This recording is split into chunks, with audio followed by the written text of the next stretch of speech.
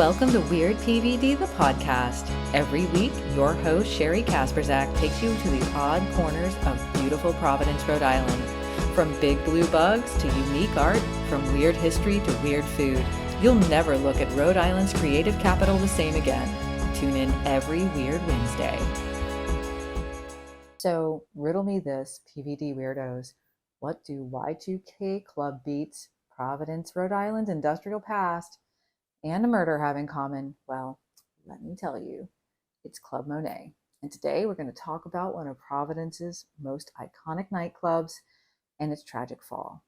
Opened in 2003 by Demetrios Liakos, the club was known for booze, beats, and beauties. It was known for its lingerie-clad dancers, its VIP lounge, and its iconic DJs, including local legend DJ Freezy and the incomparable DJ Jazzy Jeff. Yes, that DJ Jazzy Jeff. But as with every good time, the party must end. And there were a few scandals connected to Club Monet, which we'll get into here. I mean, is it even a party if there's no scandal involved? But I want to note before we begin that I reached out to founder Demetrios Liakos for an interview. But as of this recording, he has yet to respond. So if he'd like to, love to hear from him. Would love to get some background on his experience running the club. Club Monet was located at 115 Harris Avenue in what was once the Standard Wholesale Liquors Company. The liquor wholesaler set up shop in 1933. Prohibition had just been repealed, and it was time to let the good times roll again. Harris Avenue's proximity to railroad lines made it the perfect place to distribute alcoholic beverages. It was even built with that purpose in mind. If you went to Club Monet back in the day, you'll note that there was this open area in the front. And if you know, you know. That was previously the loading dock for the liquor distributor. By the 1980s, though, a lot of the industrial buildings along Harris Avenue shut down. And when the 95 ramp was constructed, it was the end of an era for Providence's industrial district. Now, we're going to do a deep dive into Harris Avenue in another episode. So if you've always been curious about the abandoned buildings along that street, we have an episode just for you. So be sure to give us a follow and stay tuned. Now, Club Monet was the place to party in the early 2000s and into the 2010s. Just ask anyone who was there, and as luck would have it, I did. Hi, my name is Carla. I am part of the millennial club era where we would literally go out every weekend. Definitely went to all the clubs in Providence, probably starting from age like 16, 17 at the underage and the ultra, the complex. Then I think once I was probably of drinking age was when I got into Monet, or maybe I had a fake ID. Honestly, I don't even remember, but I do remember it was one of my favorites because it felt like it was like a little nicer compared to the other clubs. It was like, I guess, like more like classier, or like it just felt like it was like you got more dressed up to go there. Whereas like Ultra or like Roxy, it was like you would wear a dress, but it was also like you could wear like shorts with like a corset or something. But yeah, we definitely would get decked out. The Chinese stores downtown, which now are definitely closed, but there was like 3 Chinese stores. Well, that's what we call them. That sounds so racist, but they were basically just owned by the cute little Asian people. And I explain now to like the Gen Z that before Shein was around, literally like the Chinese stores were Shein, except in a store where you would just walk in, you would pick out a ton of short, skanky dresses, corsets, the whole 9. And you would find the shoes, you'd get the whole outfit, you'd get the jewelry, you'd probably get some kind of like little clutch, and everything matched. You would probably leave spending no more than like $40. And I'm talking like a whole outfit.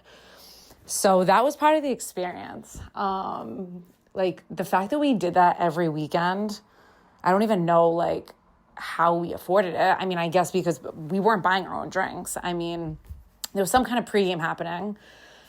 And then, you know, once you got there, of course, if you were like an attractive female, like, yeah, people are going to ask you to buy you drinks. We didn't pay to get in. I don't remember there really being like a cover. I mean, if you knew the right people, I guess you would just like kind of like go in. There were lines, don't get me wrong. There were definitely lines.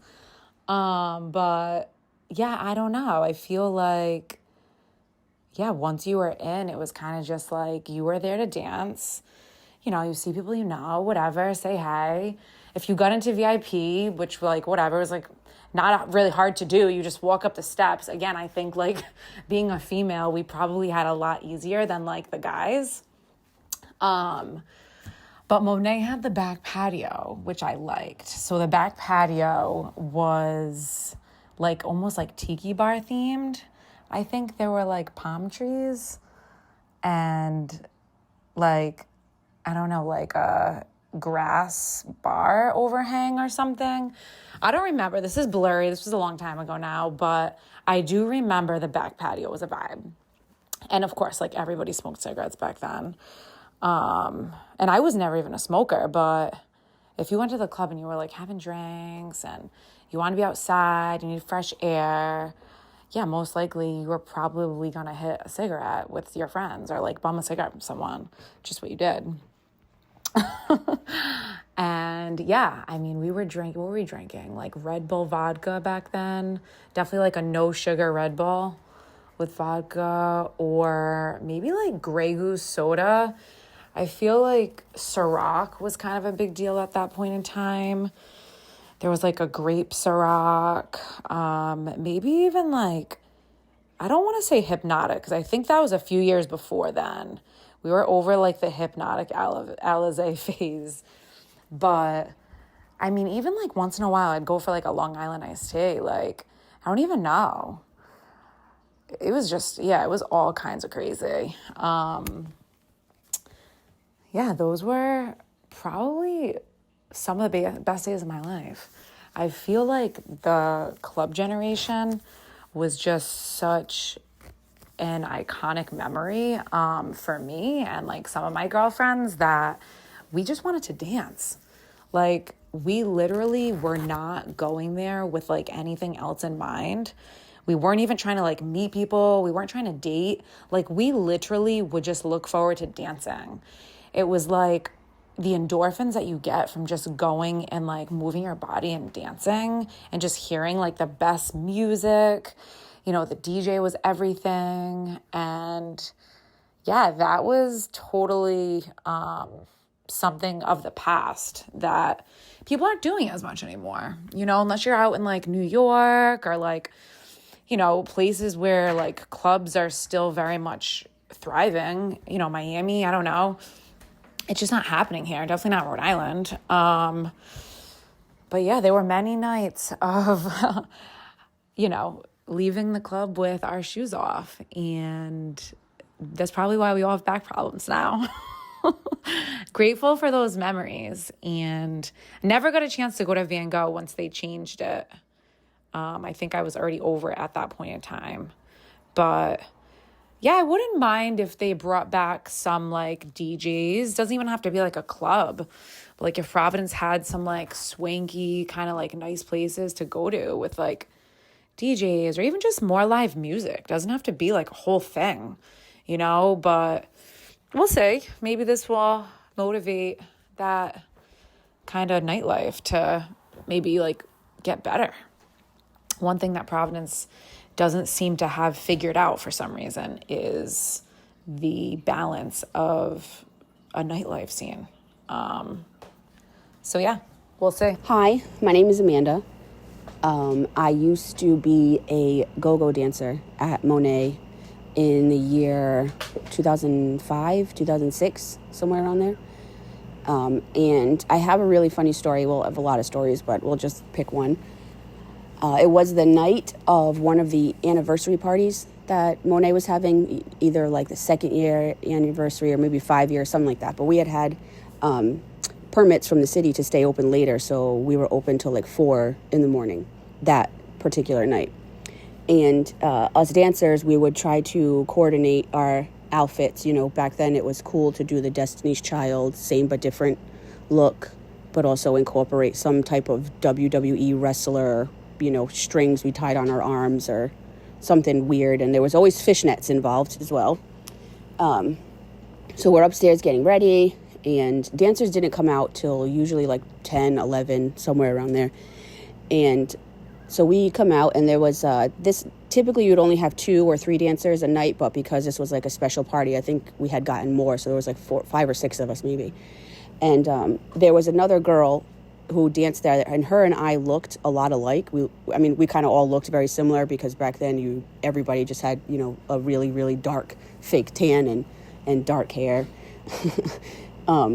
So there was another girl that looked a lot like me, and so you stand up more on a platform when you dance. And so I'm dancing, and all of a sudden I feel this, like, someone pull, like, on the back of my fishnets, like just like yank on my tights. And I turn around, and it's a girl. She's screaming. I've never seen this girl before. I don't know who she is, and I also can't hear what she's saying because it's so loud in there. But she looks real mad. She's big mad. And, I get the gist that she somehow thinks that I was messing around with her boyfriend. She had gotten word that one of the dancers at Monet was messing around with her boyfriend and thought it was me. It was not me. It was the girl that looked a lot like me, who was standing on the other side of the club and is watching me get almost yanked off of the stage by this crazy woman. And the look on her face is like, oh, she knows exactly what's happening. And this person is going after me, the wrong person. But also, mind you, I am not the one, okay? So she's pulling on my leg, and I went to pull my leg away from her, but also kind of kicked it at the same time. I kicked her right in the face. And so she's now super duper mad. And her friend, you know, I didn't think about that maybe this girl would have friends at the club, because that's what girls did. You did not go alone. And she had a real big friend, a humongous friend. I don't know. It looked like this girl arose from the ashes, like the Undertaker. And now I'm like, oh shit, I messed up. And this giant behemoth lady is trying to pull me off the stage.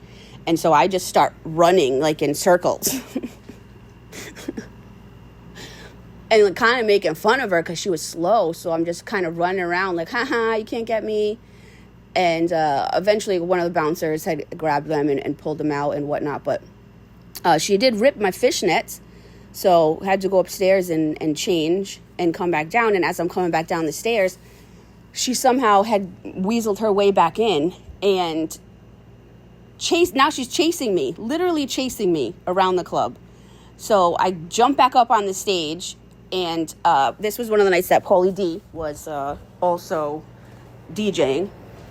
And I jump over the stage that I'm dancing on, directly like land behind the DJ booth. And it wasn't Paulie, it was one of the people he was with, just clotheslines this girl. And she ends up falling, like hits her head on the back and cracks her head open pretty bad. And I think at that point it was like 3 a.m.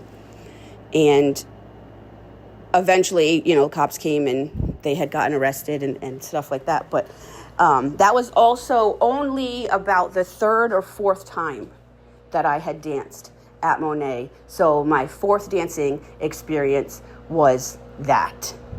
And let's not forget some of the gems from the Weird PVD Instagram page.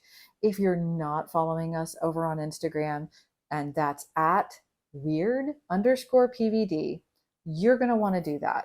Our post on Club Monet is like a big old reunion. Go give us a follow and read some of the comments. You'll want to get involved in the conversation. So some of the highlights from that Instagram post include at Nurse Stephanie RI, who says, "It was the best. I would leave the house in sweatpants with my fake ID and camera, and then change at my best friend's house in our best club clothes." Stephanie's experience going to the club with a fake ID doesn't seem to be a unique one. And a few other Instagram comments come from some hard partiers who may or may not have snuck in with fake IDs.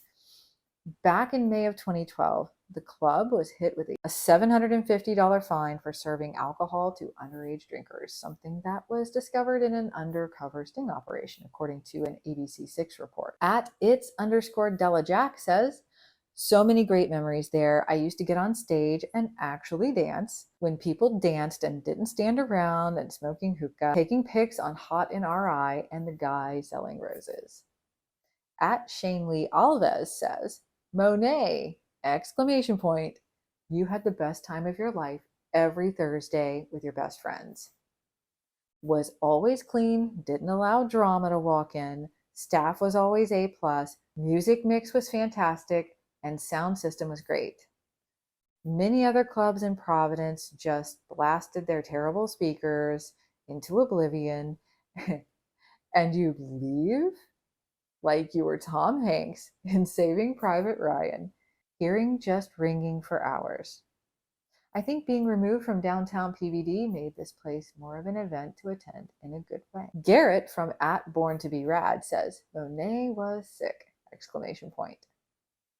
At VG underscore 85 says, sneaking into VIP was my specialty. I mean, that's a good specialty to have. At Gomezi99 says, Club Monet was my 25th birthday VIP. 20 of my boys and 15 girls. What a show that was that night. I still remember popping bottles and my bill that night. At C Parada 07 says, clubbing in Providence in the early 2000s was unmatched. We'd spend the week planning outfits, hit the dance floors with friends, and actually went out to meet people face to face. No apps, less scrolling, no filters, just music connection and real vibes. Providence was it. At Fragozotics underscore boutique says, place was lit. Went to Monet from like 06 to 07. That was when RI at night used to post people, and I'd always see my friends looking a million. If you're unfamiliar, RI at Night is a Facebook group that posts photos of nightlife across the ocean state. Now, any club that goes as hard as Monet is bound to have some incidents. In April of 2012, a fight involving 50 or 60 people, the reports vary, reportedly broke out inside the club, which escalated to bottles being thrown. And 2 women were taken to the hospital after they were hit in the head. And the club was shut down for a week until owners paid $2,000 and agreed to have 3 police officers posted at the club on Friday and Saturday nights, according to a report from ABC6. Then in August of the same year, a fight broke out in the back parking lot of the club after closing. 2 men were shot, and one of them fatally.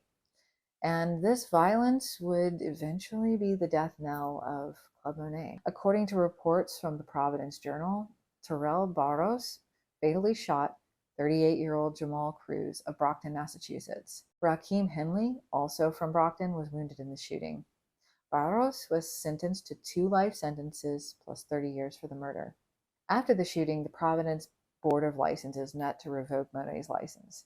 Owners at the time told the board they shouldn't be shut down because the shooting happened outside the club in the parking lot and not inside, according to a WPRI report. The argument for keeping the club open centered mostly around the fact that the shooting was in the parking lot and that the owners hadn't been informed of any trouble. The Board of Licenses eventually revoked its license, but Monet's owners appealed to the State Department of Business Regulation. Now, there was a lot of back and forth going on, apparently, between the board and department, but eventually it landed back on the shoulders of the Board of Licenses, and Monet shut down in 2012. Although owner Dimitrios Liakos didn't respond to our request for an interview, it should be noted that his attorneys at the time said that the revocation was unfair. Just a year later, Van Gogh Lounge opened in the same spot as a sort of replacement for the fallen Club Monet. Now, back in October of 2015, just a couple of years after opening, 2 men were shot and wounded at Van Gogh. According to the Providence Journal, a 28-year-old man was shot in the chest and a 32-year-old man was shot in the back outside. And much like the shooting at Monet, this one occurred outside of the club, this time in the street also after the club closed. And there was a 2010 stabbing outside the venue involving a party bus from Massachusetts. This opened the club up to more criticism, and ultimately Van Gogh shut its doors in 2017. As if that wasn't enough drama, a fire erupted in the abandoned Harris Avenue building back in 2010. Now, 10 or so unhoused people were living in the building at the time, but they escaped unharmed, thankfully. That still leaves the former Standard Wholesale Liquors building in danger. It's boarded up now and covered in graffiti. The only remnant from its 2000s club days is a sun whitened banner advertising Van Gogh Lounge. I've heard rumors that developers are looking to turn the space into residential units, but that's unconfirmed. So for now, the party's over. I'd love to know in the comments, did you ever hit Club Monet back in the early 2000s? Did you ever go to its successor, Van Gogh Lounge? Let me know in the comments. Would love to hear your stories. And thank you so much for tuning in to Weird PVD, the podcast. And don't forget, keep PVD weird.